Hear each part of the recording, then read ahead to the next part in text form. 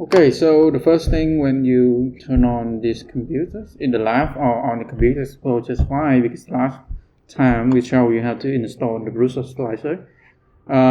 Inside ID Center, usually we're gonna pin this thing on the screen, so just need to click on this thing to open it for sure. And we have all reset. And today the first objects that I want to print will be I'm making a phone case for my phone. So I exported already. So there are two typical files for 3D printings at the moment, 3MF and STL. The STL is actually more common. So just click on this thing, you can just open it and it should pop up directly on your screen. So this is your print pad. Assume that the print is something here. You have the left button mouse. If you touch pad, just to click anywhere and then drag it around to rotate this thing, and the right mouse to bending around. So for example, if your object is something else here due to drawing and stuff, then you just need to drag it back in the center place, or you can click on arrange. And assumes this thing is not in the right position, or to place it maybe 90 degrees angles, then you have to click on the objects first. You can use these things to type in the numbers, like rotate along the X, Y, and Z axis, which is here. Red it will be the X, Y will be the green colors, and the Z will be the blue colors, or Z if you call it Z. Then you also have the control panels. You can rotate it. You see these angles, the arrows, and then you see actually the numbers are really hard to control. You see, but if you try to pin on these like indicators, it allows you to snap on it. Otherwise, you will drag a random numbers, to be honest. Or you can type in on this screen. The other fastest way you can do is just click on this thing, and then there will be a place on face.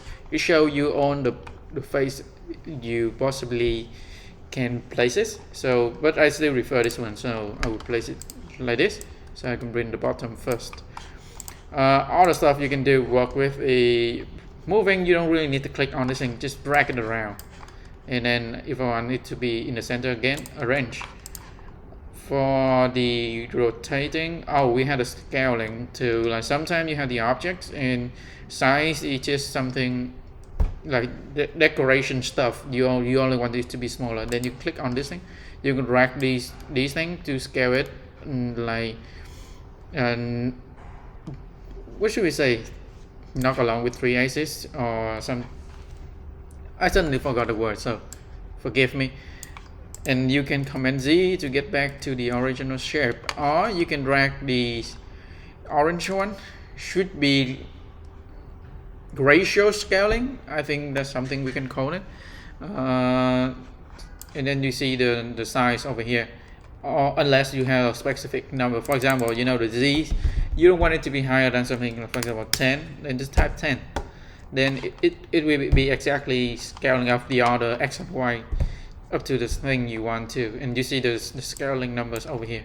So you can type in, or you can drag the arrows if it's just a decoration stuff.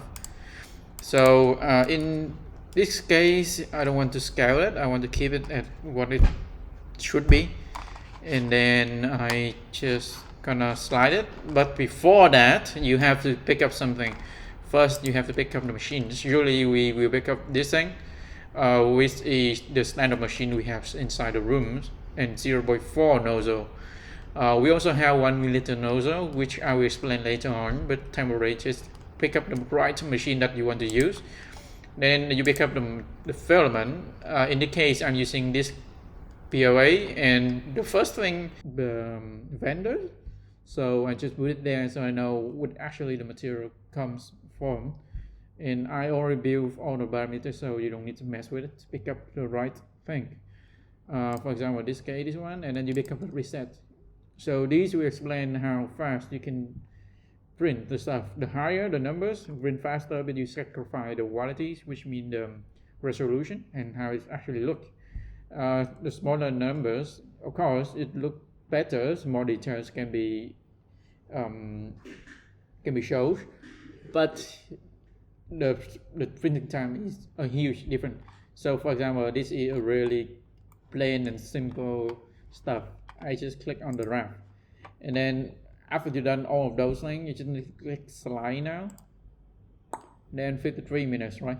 So what happens if I pick up something more finer, more like based on qualities, like for example 0.15, click side now.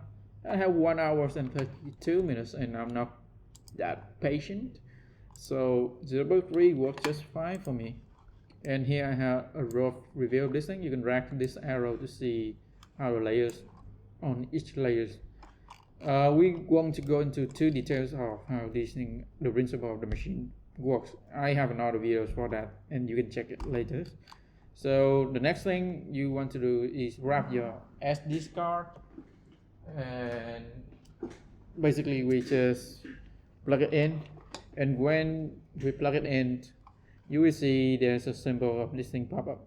So it's written down here like you can export it directly to your SD card or your flash drive. You can click this thing, or you can normally export it and save it to somewhere else.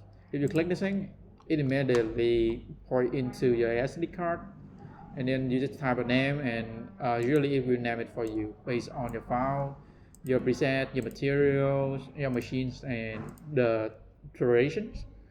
So I click save, and usually we need to eject the drive, but here you have the icon over here, so just click this thing. It's a shortcut, and wait, and then until you see this thing, and now it's ready. You can unmount this thing, and we just go to the machines.